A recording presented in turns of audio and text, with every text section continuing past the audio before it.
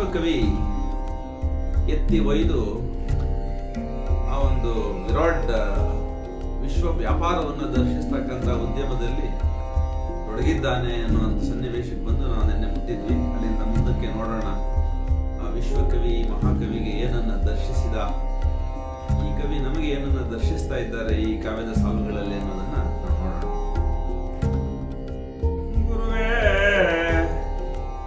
ಗುರುವೇ ಸ್ವಪ್ನದಿಂದೆಳ್ಚತ್ತನೋಲ್ ಬಗೆಗದಡುವ ಭ್ರಮೆಯಿಂದ ಮೀ ಪರಿಚಿತ ಭ್ರಮೆಗೆ ಹಿಂತಿರುಗಿದಂತಾದುದೈ ಗುರುವೇ ವಿಕೃತಿ ಲೋಕದಿಂ ಮಿಥ್ಯೆಯಿಂ ಪ್ರಕೃತಿ ಲೋಕಕ್ಕೆ ಮತ್ತೆ ಸತ್ಯಕ್ಕೆ ಬಂದು ನೆಮ್ಮದಿಯಾಂತುದು ಎನ್ನ ಜೀವಂ ನೆಮ್ಮದಿಯಾಂತುದು ಎನ್ನ ಜೀವಂ. ಏನು ವಿಶ್ವಕವಿ ತೋರಿಸ್ತಾನೆ ಈ ಕವಿಗೆ, ಅದನ್ನು ನೋಡ್ತಾ ನೋಡ್ತಾ ಆ ಅಂಬುಜ ಭವಾಂಡದ ಸಮಸ್ತ ದೃಶ್ಯಾವಳಿಗಳನ್ನು ಗಮನಿಸಿದ ಕವಿಗೆ ಇದೇನು ಭ್ರಮೆಯೋ ಪರಿಚಿತ ಭ್ರಮೆಯೋ ಅನ್ನುವಂಥದ್ದು ಒಂದು ಸಂದೇಹ ಆಗುತ್ತೆ. ವಿಕೃತಿಯೋ ಪ್ರಕೃತಿಯೋ ಅನ್ನುವಂಥದ್ದು ಒಂದು ಸಂದೇಹ ಆಗುತ್ತೆ. ಮಿಥ್ಯೆಯೋ ಸತ್ಯವೋ ಅನ್ನುವಂಥದ್ದು ಸಂದೇಹ ಆಗುತ್ತೆ. ಆಗ ಕೃಷ್ಣನ ಆ ವಿರಾಟ್ ರೂಪವನ್ನು ಕಂಡಾಗ ಅರ್ಜುನ ಹೇಗೆ ಪ್ರಾರ್ಥಿಸ್ತಾನೋ, ಭಗವಂತ ಇದನ್ನ ನೋಡ್ಲಾರೆ, ನನಗೆ ಶಕ್ತಿ ಇಲ್ಲ, ನಿನ್ನ ಎಂದಿನ ರೂಪದಲ್ಲೇ ನನಗೆ ಪ್ರಕಟವಾಗು ಅಂತ ಹೇಳಿ ಪ್ರಾರ್ಥಿಸ್ತಾನೋ, ಹಾಗೆ ಈ ಕವಿಯು ಕೂಡ ಆ ಮಹಾ ವಿಶ್ವಕವಿಯನ್ನ ಪ್ರಾರ್ಥನೆ ಮಾಡ್ತಾರೆ. ನನಗೆ ಈ ನಿನ್ನ ವಿರಾಟ್ ರೂಪ ದರ್ಶನ ನೋಡಿ ಹೆದರಿಕೆ ಆಗ್ತಾ ಇದೆ, ಭೀತನಾಗ್ತಾ ಇದ್ದೇನೆ, ನನ್ನ ಮೊದಲಿನ ಸ್ಥಿತಿಗೆ, ಮೊದಲಿನ ಪರಿಚಿತ ಭ್ರಮೆಗೆ ನನ್ನನ್ನು ಹಿಂದಿರುಗಿಸು ಮಹಾತ್ಮ ಅಂತ ಹೇಳಿ ಪ್ರಾರ್ಥನೆ ಮಾಡ್ತಾರೆ. ಇದರಲ್ಲಿ ಏನು ಆಧ್ಯಾತ್ಮಿಕವಾದ ಸತ್ಯ ಇದೆ, ಸಾಧಕರಿಗೆ ಏನು ತಿಳಿಬೇಕು ಅನ್ನೋದನ್ನ ಹೇಳ್ತೇನೆ. ಕೇಳ್ದು ಹಸುಳೆ ತೊದಲಿಗೆ ತಾಯಿ ನಗುವಂತೆ ನಕ್ಕನಾ ದಿವ್ಯ ಪುರುಷಂ, ನಕ್ಕನಾ ದಿವ್ಯ ಪುರುಷಂ.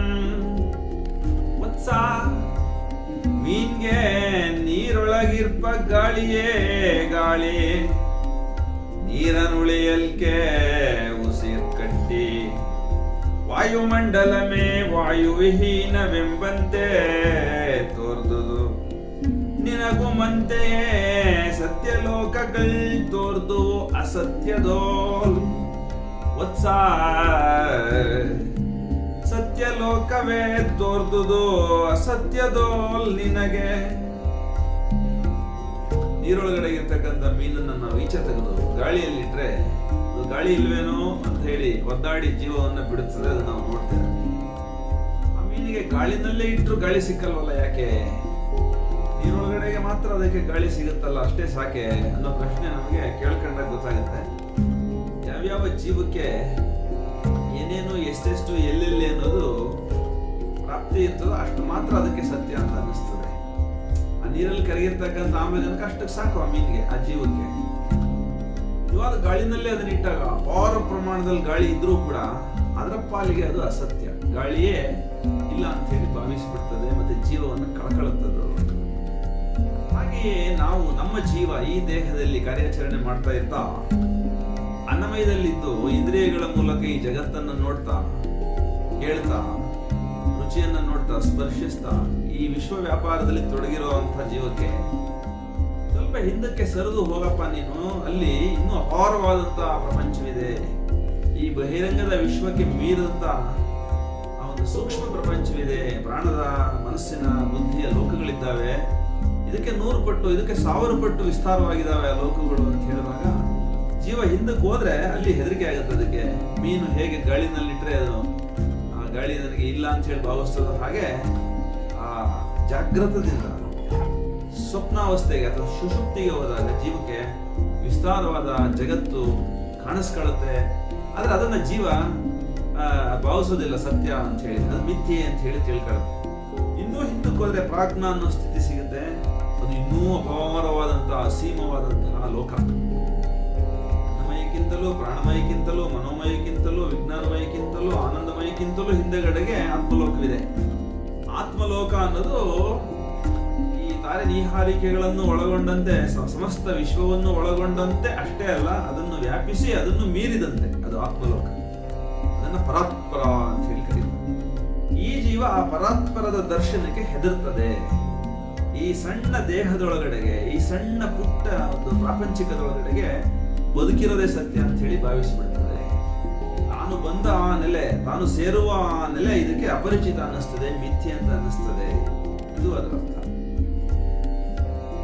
ಅದಕ್ಕೆ ಆ ವಿಶ್ವಕವಿ ಹೇಳ್ತಾನೆ ಈ ಸಣ್ಣ ಕವಿಗೆ, ತೋರುತ್ತಿಹುದೋ ಈ ಮಿಥ್ಯೆ ಜನತರದ ಸತ್ಯದೋಲ್ವತ್ಸ ನಿನಗೆ, ನನಸಿನೋಳ್ ಚರಿಸುತ್ತಿರೆ ಕನಸಿನೋಲ್ ತೋರ್ದುದು ಆ ಅಸಂಖ್ಯ ದೇವರೋಳ್ ಓರ್ಬ ದೇವನ ಮನೋಮಯಂ ಕಾಣ್ಬ ಕನಸಂ ಹೊಕ್ಕು ಗಟ್ಟಿ ನನಸಂ ಮೆಟ್ಟಿ ಮುಟ್ಟಿ ನಿಂದಂತೆ ವೋಲ್ ನಿನಗೆ ಅನುಭವಂ ವತ್ಸ ನಿನಗೆ ಅನುಭವಂ. ನೀನು ಈ ಲೋಕದಿಂದ ಆ ಲೋಕಕ್ಕೆ, ಆ ಲೋಕದಿಂದ ಮತ್ತೊಂದು ಲೋಕಕ್ಕೆ ಹೋಗ್ತಾ ಹೋಗ್ತಾ ಅದರ ಅಪಾರತೆಯನ್ನ, ವಿಸ್ತಾರತೆಯನ್ನ, ವ್ಯಾಪ್ತಿಯನ್ನ ಕಂಡು ಹೆದರ್ತೀಯ. ನೀನು ಹೆದರೋ ಅವಶ್ಯಕತೆ ಇಲ್ಲಪ್ಪ. ಅಲ್ಲಿ ನಿನ್ನದೇ ತರದಲ್ಲಿ ಅಥವಾ ನಿನಗಿಂತಲೂ ಅತಿಶಯವಾದ ಸಾಧನೆಯನ್ನು ಮಾಡಿರ್ತಕ್ಕಂಥ ಊರ್ಧ್ವ ಲೋಕಕ್ಕೆ ಅರ್ಹವಾಗಿರ್ತಕ್ಕಂಥ ಚೇತನಗಳಿದ್ದಾವೆ. ಆದ್ರೆ ಸೂಕ್ಷ್ಮ ತನುಗಳನ್ನ ಹೊಂದಿರ್ತವೆ, ಸ್ಥೂಲತನು ಅಲ್ಲಿರೋದಿಲ್ಲ. ಆ ಕಾರಣಕ್ಕಾಗಿ ನಿನಗೆ ಅಲ್ಲಿ ರೂಪಗಳಿಲ್ಲ, ಆಕಾರಗಳಿಲ್ಲ, ಅಲ್ಲೆಲ್ಲವೂ ನಿರಾಕಾರ. ಆದರೂ ಕೂಡ ಅಲ್ಲಿ ಜೀವದ ಆವಾಸಗಳಿವೆ, ಭವ್ಯವೂ ದಿವ್ಯವೂ ಅನುಭೂತಿಗಳಿವೆ, ಕಲ್ಪನೆಗಳಿವೆ, ಆಲೋಚನೆಗಳಿವೆ. ಮುಂದೆ ಮಧ್ಯಕ್ಕಿಳಿತಕ್ಕಂಥ ಭವ್ಯವಾದ ದಿವ್ಯವಾದ ಜೀವಮಾನಗಳು ಅಲ್ಲಿ ಇದ್ದಾವೆ, ಕಾಯ್ತಾ ಇದ್ದಾವೆ. ಕಾಲ ಬಂದಾಗ ಅವು ಮುಚ್ಚಲೋಕದಲ್ಲಿ ಪ್ರಕಟವಾಗ್ತವೆ. ಆದ್ರೆ ನಿನಗೆ ಅದು ವಾಸ್ತವ ಅಂತ ಅನ್ನಿಸ್ತಾ ಇಲ್ಲ. ಅದು ನನಸಿನಲ್ಲಿದ್ದೇನೆ ಅಂತ ಅನಿಸ್ತದೆ. ಕನಸಿನಲ್ಲಿ ಇದ್ದಾಗ ಅದು ನನಸು ಅಂತ ನಿನಗನ್ಸಲ್ಲ, ಆದ್ರೆ ನಿಜವಾಗ್ಲೂ ಅದೇ ನನಸು. ಆದ್ರೆ ನಿನಗೆ ಇದು ಅವಾಗ ಕನಸು ಅಂತ ಅನಿಸ್ತದೆ. ಈ ಅನ್ನಮಯದ ಬದುಕು ಆ ಕನಸಿನಲ್ಲಿ ಸತ್ಯವಲ್ಲ, ಈ ಜಾಗೃತದಲ್ಲಿ ಆ ಕನಸು ಸತ್ಯವಲ್ಲ. ಹೀಗೆ ಇಲ್ಲಿಗೆ ಅದು ಸತ್ಯವಲ್ಲ, ಅಲ್ಲಿದ್ದಾಗ ಇದು ಸತ್ಯವಲ್ಲ ಅನಿಸ್ತದೆ. ಇದು ಯಥಾರ್ಥ, ನೀನು ತಿಳಿಬೇಕಾಗಿರೋಂಥದ್ದಪ್ಪ.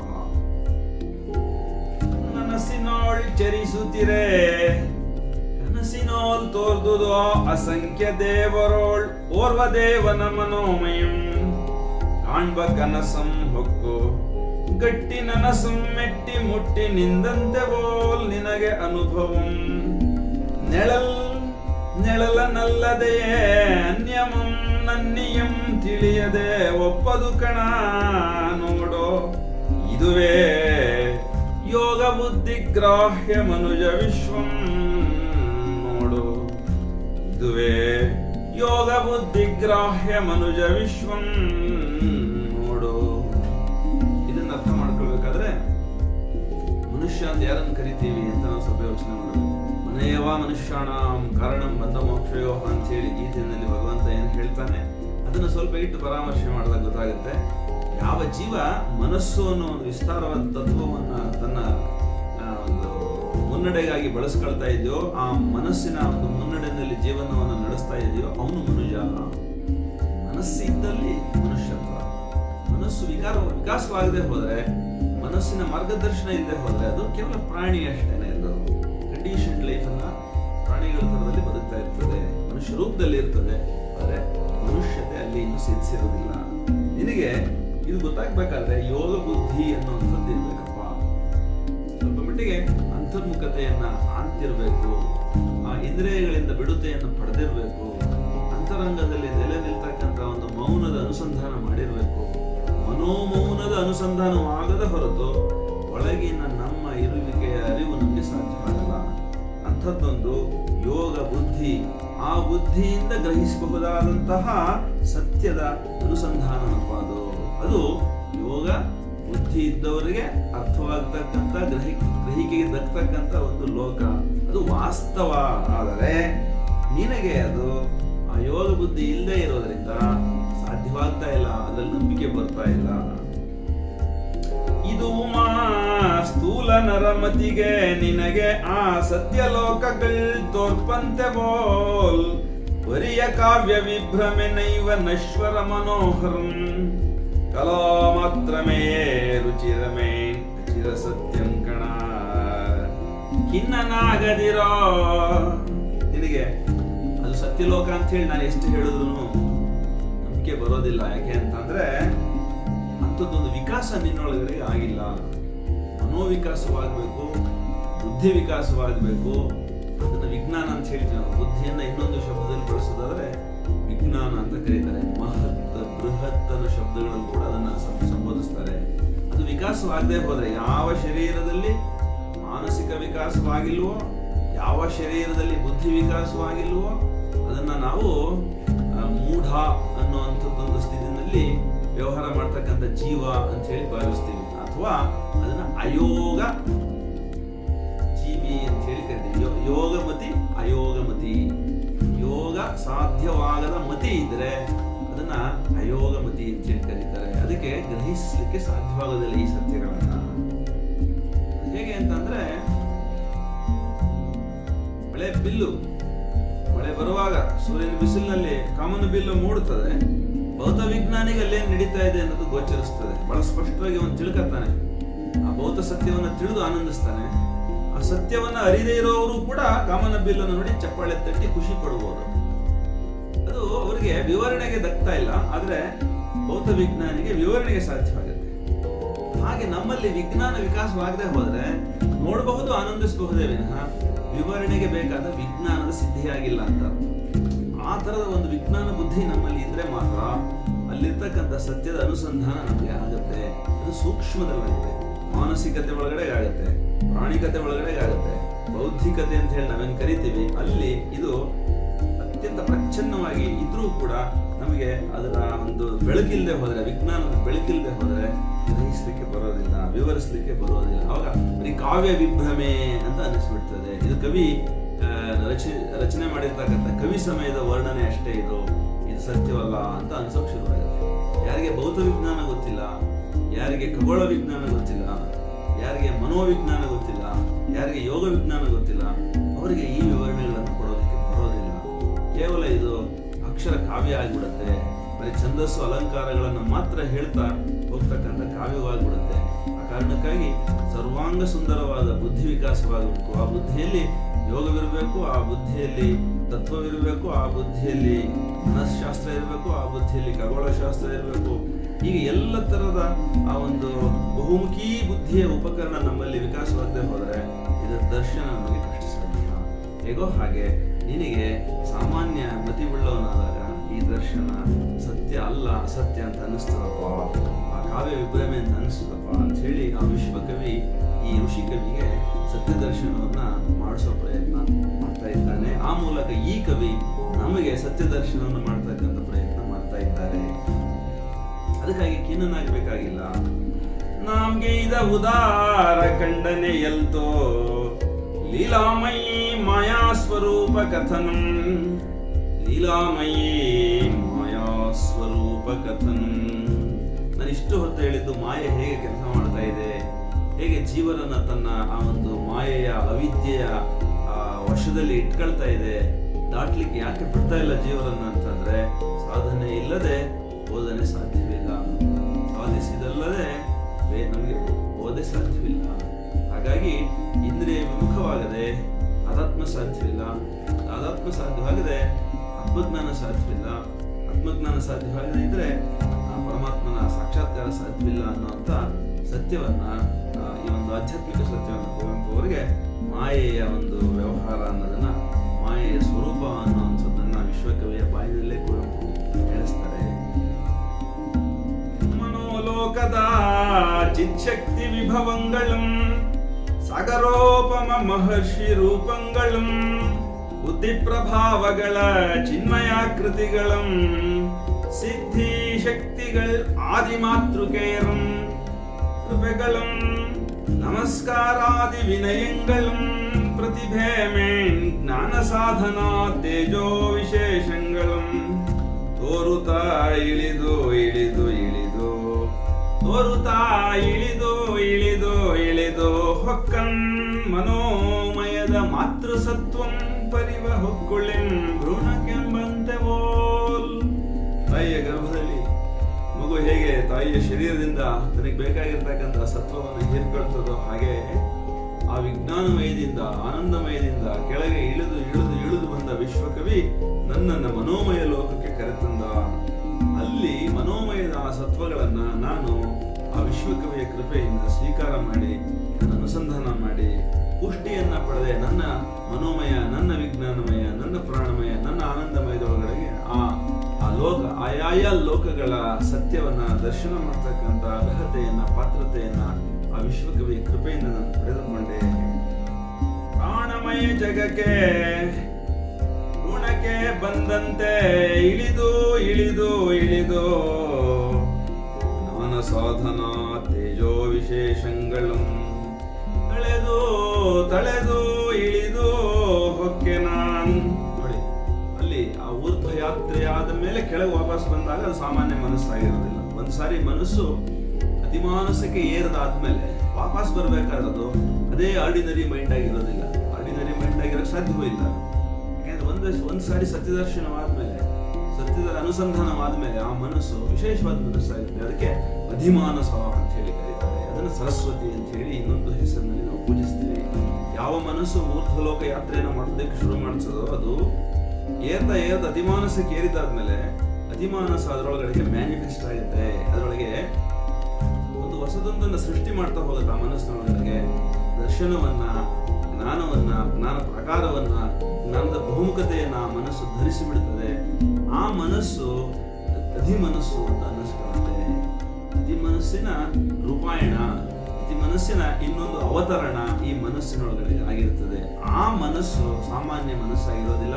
ಅದನ್ನೇ ಯೋಗಮತಿ ಅಂತ ಹೇಳಿ ನಾವು ಕರಿತೀವಿ. ಮತಿ ಈಶ್ವರನ ಅಂಶ. ಯಾವ ಮನಸ್ಸು ಸಾಧನೆಯಿಂದ ಊರ್ಧ್ವ ಯಾತ್ರೆಯನ್ನ ಮಾಡ್ತದೋ ಆ ಮನಸ್ಸಿನೊಳಗಡೆಗೆ ಈಶ್ವರನ ಅಂಶ ಒಳಗಡೆಗೆ ಇಳಿದು ಇಳಿದು ಇಳಿದು ಬಂದು ಸೇರ್ಕೊಳ್ಳುತ್ತೆ. ಪ್ರಕಾಶಿತ ಮನ ಅಂತ ಕರೀತಾರೆ. ಜ್ಯೋತಿಷ್ಮತಿ ಅಂತ ಹೇಳಿ ಕರೀತಾರೆ. ಜ್ಯೋತಿಷ್ಮತಿ ಅನ್ನೋ ಶಬ್ದದೊಳಗಡೆ ಗೊತ್ತಾಗುತ್ತೆ ಆ ಮತಿ ಅತ್ಯಂತ ಪ್ರಕಾಶಮಾನವಾದದ್ದು. ಅದು ಟೆಲಿಸ್ಕೋಪ್ ಅಲ್ಲಿ ನೋಡಿದಾಗ ಎಷ್ಟು ಸ್ಪಷ್ಟವಾಗಿ ಕಾಣ್ತದೋ, ಮೈಕ್ರೋಸ್ಕೋಪ್ ಅಲ್ಲಿ ನೋಡಿದಾಗ ಎಷ್ಟು ಸ್ಪಷ್ಟವಾಗಿ ಕಾಣ್ತದೋ ಚಿತ್ರ ವಸ್ತು ನಮಗೆ, ಹಾಗೆ ನಮ್ಮ ಮತಿ ಜ್ಯೋತಿಷ್ಮತಿ ಆದಾಗ it can be telescopic and it can be microscopic. ಅದು ಮೈಕ್ರೋಸ್ಕೋಪಿಕ್ ಅನ್ನು ಅರ್ಥ ಮಾಡ್ಕೊಳ್ಳುತ್ತೆ, ಮ್ಯಾಕ್ರೋಸ್ಕೋಪಿಕ್ ಅನ್ನು ಅರ್ಥ ಮಾಡ್ಕೊಳ್ಳುತ್ತೆ, and it can also be telescopic. ನಮ್ಮ ಮನಸ್ಸಿಗೆ ಆಯಾಮಗಳೆಲ್ಲ ಬಂದಿರ್ತಾರೆ. ಮೈಕ್ರೋಸ್ಕೋಪಿಕ್ ಅಂದ್ರೆ ತುಂಬಾ ಸೂಕ್ಷ್ಮದಲ್ಲಿ ಸೂಕ್ಷ್ಮ, ಅಣೋರಣೀಯ ಅನ್ನೋದನ್ನು ಅರ್ಥ ಮಾಡ್ಕೊಳ್ಳುತ್ತೆ. ಹಾಗೆ ತುಂಬಾ ದೂರದ ಸಂಗತಿಗಳನ್ನು ಗ್ರಹಿಸಬಲ್ಲ ಮನಸ್ಸು ನಮ್ದಾಗುತ್ತೆ. ಹಾಗೆಯೇ ವಿಸ್ತೃತವಾಗಿ ಎಲ್ಲವನ್ನು ಏಕಕಾಲಕ್ಕೆ ಅಣೋರಣೀಯಾನ್ ಮಹತೋ ಮಹಿಯಾನ್ ಅನ್ನುವಂಥ ಉಪನಿಷತ್ ವಾಕ್ಯ ಏನಿದೆ ಅದನ್ನು ಒಟ್ಟಾಗಿ ಗ್ರಹಿಸ್ತಕ್ಕಂಥ ಸಾಮರ್ಥ್ಯವು ಆ ಮನಸ್ಸಿಗೆ ಬಂದು ಬಿಡುತ್ತದೆ. ಅದನ್ನ ಜ್ಯೋತಿಷ್ಮತಿ, ಆ ಮನಸ್ಸನ್ನ ಉನ್ಮನ ಅಂತ ಕರೀತಾರೆ. ಆ ಉನ್ಮನಾವಸ್ಥೆ ಒಳಗಡೆಗೆ, ಆ ಜ್ಯೋತಿಷ್ಮತಿಯ ಬೆಳಕಿನೊಳಗಡೆಗೆ ಕವಿಗೆ ಈ ದರ್ಶನಗಳು ಆಗ್ತಾ ಇದ್ದಾರೆ. ಏನಾಯಿತು? ಕಣ್ಣೆನಗೆ ತತ್ತರಿಸಿತು ಶತ ಶತಂ ಸಹಸ್ರ ರೀತಿಯ ವರ್ಣಕೀರ್ಮೀರತೆಗೆ. ಶುಕ್ಲಮೇನ್ ಕೃಷ್ಣಮೇನ್ ನೀಲಮೇನ್ ರಕ್ತಮೇನ್ ಕಪಿಶ ಮೇನ್ ಧೂಮ್ರ ಪಾಟಲ ಪಿಂಗಲಾದಿ ನಾನಾ ಬೃಹತ್ತರಂಗಿತ ಸಮುದ್ರಾಂಗಿಯಾಗೆಸೆದುದು ಆ ಓಜಶ್ವರದಿ ಸಾಗರಂ. ಆ ಬೆಳಕಿನೊಳಗಡೆಗೆ ಹೇಗೆ ಆ ಪಟ್ಟಕದ ಮೂಲಕ ಆ ಬೆಳಕು, ಬಿಳಿ ಬೆಳಕು ಹಾಯ್ದು ಹೊರಕ್ಕೆ ಬಂದಾಗ ಬಣ್ಣಗಳಾಗಿ ಹೊಡಿತದೋ ಹಾಗೆ ಈ ಜ್ಯೋತಿಷ್ಮತಿ ಅನ್ನೋ ಮತಿಯೊಳಗಡೆಗೆ, ಈ ಉನ್ಮನ ಅನ್ನೋ ಮನಸ್ಸಿನೊಳಗಡೆಗೆ ಈ ವಿಶ್ವ ಹೇಗೆ ಕಾಣ್ತದಪ್ಪ ಅಂದ್ರೆ ವರ್ಣಮಯವಾಗಿ ಕಾಣ್ತದೆ. ಸಾಮಾನ್ಯರ ಕಣ್ಣಿಗೆ, ಸಾಮಾನ್ಯರ ಒಳಗಣ್ಣಿಗೆ ಕಾಣದೇ ಇರ್ತಕ್ಕಂಥ ಎಲ್ಲ ಸೂಕ್ಷ್ಮ ಇರುವಿಕೆ, ಅಸ್ತಿತ್ವ, ಮತ್ತೆ ಭವ್ಯವೂ ದಿವ್ಯವೂ ಆದಂಥ ಭಗವಂತನ ಅಸ್ತಿತ್ವ ಆ ಮನಸ್ಸಿಗೆ, ಆ ಒಂದು ಮತಿಗೆ ಕಾಣಿಸ್ಕೊಳ್ಳೋದಕ್ಕೆ ಶುರುವಾಗುತ್ತೆ. ಅದರ ವರ್ಣನೆ ಹೀಗಿತ್ತು. ಮಧುರ ವಾತ್ಸಲ್ಯ ಸಖ್ಯಮೇನ್ ದಾಸ್ಯಮೇನ್ ವೈರಾದಿ ಭಾವಗಳ್ ಮೆರೆದುವು ಮಹಾವೀರ್ಯ ಮಕರಂಗಳೋಲ್ ರಾಗಮೇನ್ ದ್ವೇಷಮೇನ್ ಕೋಪಮೇನ್ ಕಾಮಮೇನ್ ರೋಷಮೇನ್ ಅಸೂಯಾದಿಗಳ್ ಮರೆದುವು ಅಲ್ಲಲ್ಲಿ ನಕ್ರಂಗಳೋಲ್ ಮರ್ತ್ಯ ಜೀವನದ ತಾಟಸ್ಥ್ಯಮಂ ಕಡೆದು ಕಡೆದು ಶ್ರದ್ಧೆ ಸಂದೇಹಗಳ ನಿರದೆ ಹೊಡೆದೆಬ್ಬಿಸುವ ಮೇನ್ ಜನತೆ ಜನತೆಯೋಳ್ ಪಕ್ಷ ಪಕ್ಷಗಳಂ ಕೆರಳಿಸುವ ಶತ ಮತಂಗಳು ತಾಮಲ್ಲಲ್ಲಿ ರಾರಾಜಿಸಿದು ಅಗ್ನಿವರ್ಣದ ವೃಕಂಗಳೋ ಜೋಲ್ವ ಜಿಹ್ವೆಯೋಳತಿ ಭಯಾನಕಂ ಪೃಥ್ವಿಯೋಳ್ ಘೋರ ಯುದ್ಧಂಗಳಂ ಪೊತ್ತಿಸುವ ಛಲಂಗಳ್ ಮಹತ್ವಾಶಗಳ್ ಯಶೋಲೋಭಗಳ್ ಕೃಪಣತಾ ಭೂತಗಳ್ ಕೀರ್ತಿ ಶನಿಗಳ್ ಮಮತಾ ವಿಕಾರಗಳ್ ಮೆರೆದುವೋ ಅಲ್ಲಲ್ಲೇ ಪಶುವೀರ್ಯ ದೈತ್ಯರ್ಗಳೋ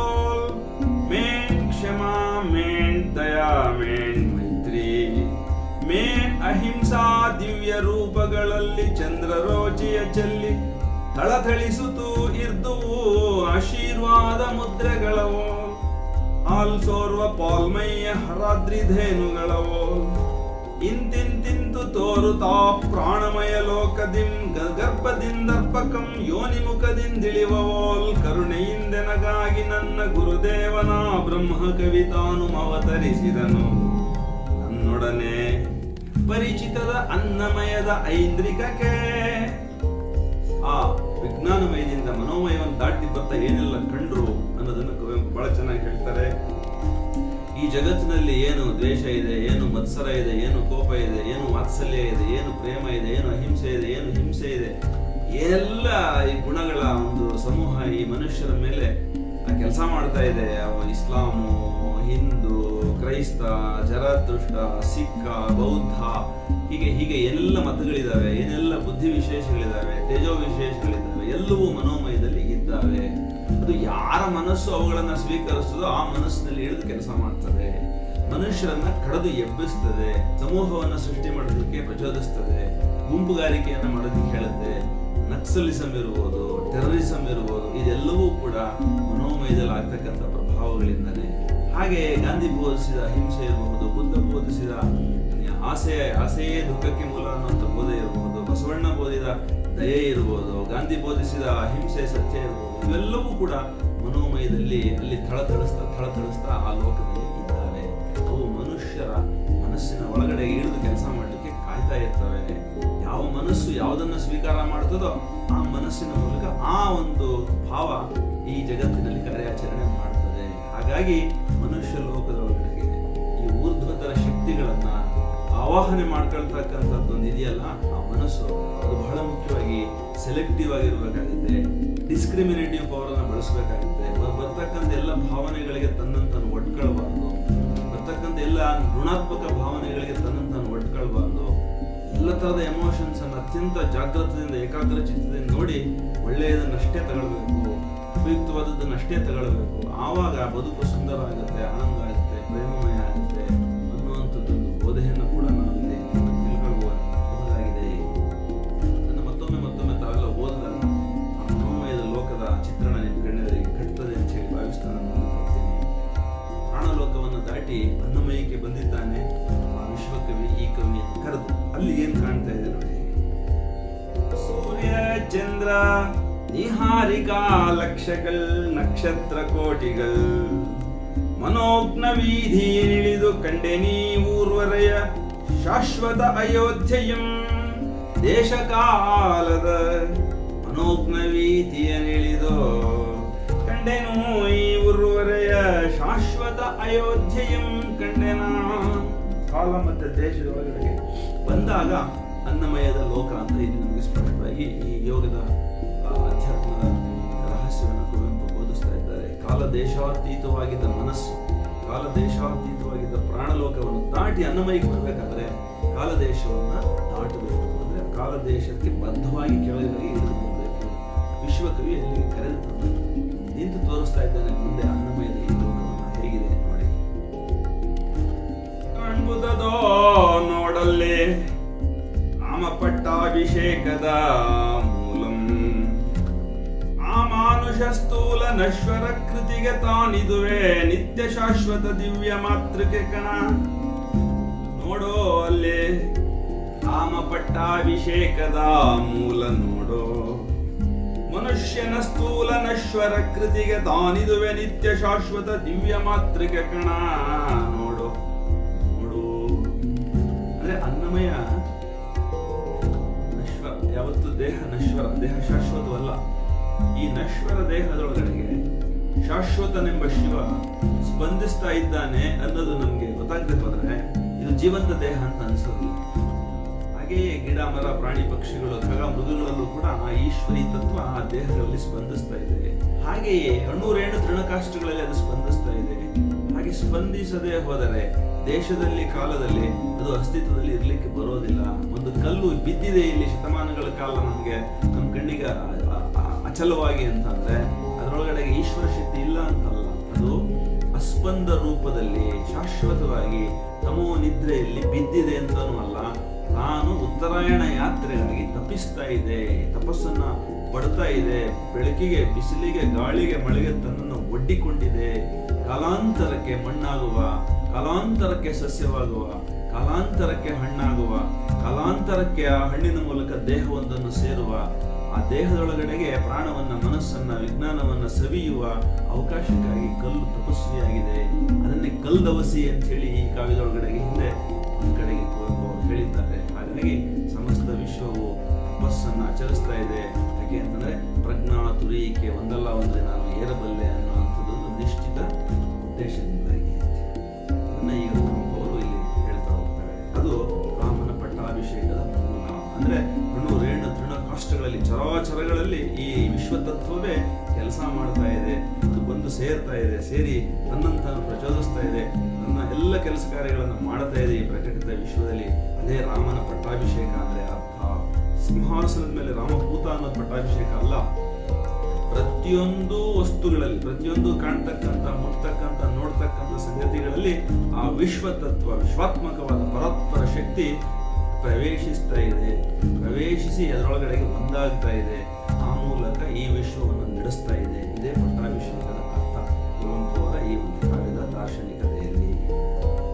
ಇಂಗಡಲ ನಡುವಣಿಂದೆಲ್ಟು ತೊಂದೆತ್ತರದ ನೀಲಿಮಲೆ ಶಿಖರದ ಕಿರೀಟ ದಿಮ್ಮಿಂಟುತೆ ಪಯೋದ ಪಥಂ ರಾಜಿಸಿತು ಬಳೆ ತಳ್ತದಂ ತೊಡೆ ಸೋಂಕಿ ಕುಳ್ತವೋಲೊಂದು ಕನಕಾಚಲಂ ರಜತಗಿರಿಯೊಂದೆಸೆದುದು ಸಮೀಪದೊಳೆ ಸೇವೆಯಂ ಸಲಿಸುವೋಲ್ ಮೇಣೆದ್ದುದೊಂದು ಅನತಿ ದೂರದೋಳ್ ಸಸ್ಯ ಸುಂದರ ಬೃಹದ್ಭೂಧರಂ ಸ್ನೇಹದಿಂದ ನೀಲಾದ್ರಿಭುಜದೆಡೆಗೆ ತನ್ನ ಗಿರಿಬಾಹುವಂ ಚಾಚಿ ಮತ್ತಿತರ ಶೈಲಗಳಿದ್ದು ಅವುಗಳಂ ಸುತ್ತಿ ತೆರೆ ತೆರೆ ಹರಿವ ಸಾಗರದ ಓಲೆನ್ನ ಕಣ್ಣಲೆದು ಸೋಲ್ವನ್ನೆಗಂ ದೃಷ್ಟಿ ಸೀಮೆಯಂ ತುಂಬಿದುದು ಯಮನಿಕೆಯ ನೆಳೆದಂತೆ ಗಂಧಮಯ ಹೇಮ ಬಾಸುರ ಧೂಳಿ ಸುರಕಂಠ ಸಂಗೀತ ದಿವ್ಯ ಛಂದೋ ವಿಲಾಸಾಂದೋಲಿತಂ ಮಹರ್ಷಿ ಮುಖಂಗಳಂ ತಳೆದು ಏಳ್ಕಡಲ್ಗಳಂ ಕೈಯೆತ್ತಿ ಅಭಿಷೇಕಂ ಗೈದು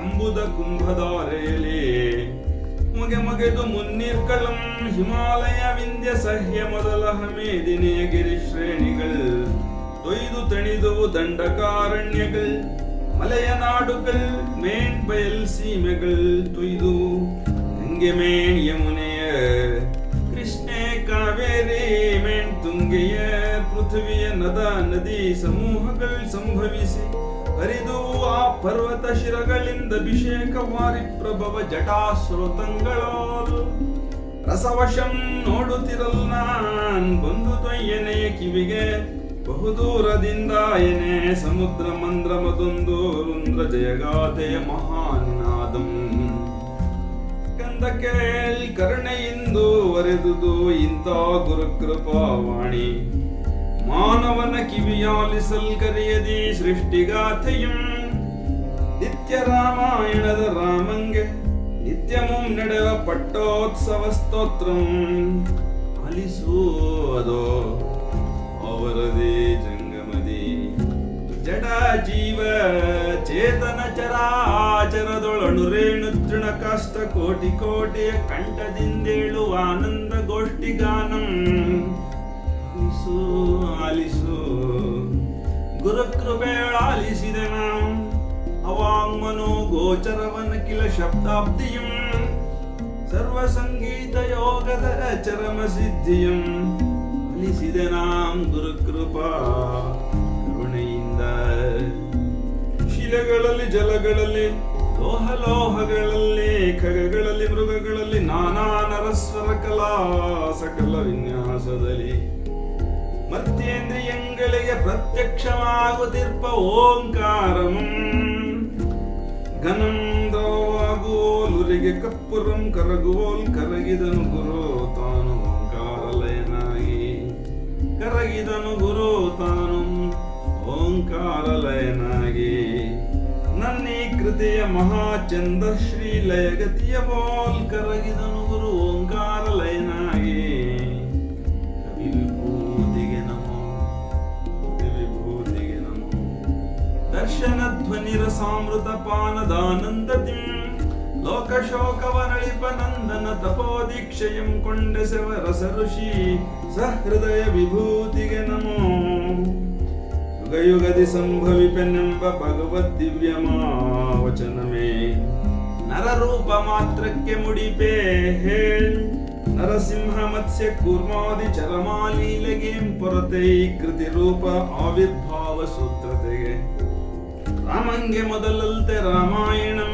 ಮುನ್ನಲ್ತೆ ಮೈಯಲ್ತೆ ಮನೆಯಲ್ತೆ ರಾಮಾಯಣಂ ರಾಮನಾಮದ ಮಹಿಮೆ ರಾಮಂಗೆ ಮಿಗಿಲೆಂಬವೋಲ್ ರಾಮಾವತಾರ ಕಿಂ ಗುರುತರಂ ತಾನೈಸೆ ರಾಮಾಯಣಾವತಾರಂ ಓಂ ನಮೋ ರಾಮಾವತಾರ ಕಿರ್ಮಡಿಯನಲ್ ಮೂಲ ವಿಗ್ರಹ ಕೆತ್ತಿರುತ್ಸವದ ಪಡಿಯನಲ್ ನನ್ನೊಳಿ ರಾಮಾಯಣ ಅವತಾರವನೆತ್ತಿಮೇಣ್ ಸರ್ವಭಾಷಾಮಯಿ ಭಗವತಿಯ ಹೂವಡಿಯ ಕನ್ನಡದ ಸಿರಿಗುಡಿಯ ನುಡಿಯ ಕಣ್ಪಡಿಮೆಯೋಣ ಕಡೆದು ಮೂಡಿಹ ನಿತ್ಯ ರಾಮನಿಗೆ ಓಂ ನಮೋ ಓಂ ನಮೋ ಓಂ ನಮೋ ನಮಃ ಓಂ ಶಾಂತಿ ಶಾಂತಿ ಶಾಂತಿ. ಇಲ್ಲಿ ಗುರುಕೃಪೆಯಿಂದ ಈ ಶಬ್ದದ ಅಬ್ದಿಯನ್ನ ಈ ಸಕಲ ವಿಶ್ವದ ಹಿಂದೆಗಡೆಗೆ ಒಂದು ನಾದವಿದೆ, ಅದನ್ನು ಪ್ರಣವ ಅಂತ ಹೇಳಿ ಕರೀತಾರೆ. ಆ ನಾದದ ಅನುಸಂಧಾನವನ್ನ, ಆ ಓಂಕಾರದ ಆ ಅನುಸಂಧಾನವನ್ನ ಆ ವಿಶ್ವಕವಿಯ ಕೃಪೆಯಿಂದ ನಾನು ಆಲಿಸಿದ್ದೇನೆ. ಅದು ಹೇಗಿತ್ತಪ್ಪ ಅಂತಂದ್ರೆ ಮಹಾಛಂದಸ್ಸಿನ ಶ್ರೀ ಲಯಗತಿಯ ರೂಪದಲ್ಲಿ ನನಗೆ ಕಾಣಿಸ್ತು.